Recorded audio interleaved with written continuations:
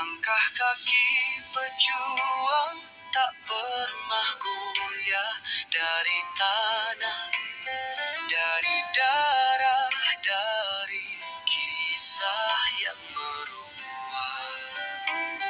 Satu hari, langit Istanbul senyap. Laungan azan tak lagi dalam bahasa Arab, tapi ditukar ke bahasa Turki. Madrasah ditutup, kitab kuning dikoyak, ustaz tak boleh lagi mengajar kecuali yang bersumpah setia pada sistem baru. Inilah hasil revolusi yang mereka banggakan.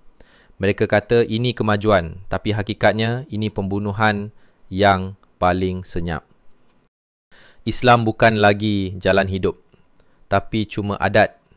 Dan ulama' bukan lagi penasihat negara, tapi pengacara forum. Bila azan ditukar, itu bukan sekadar tukar bahasa. Itu isyarat bahawa Islam telah digantikan.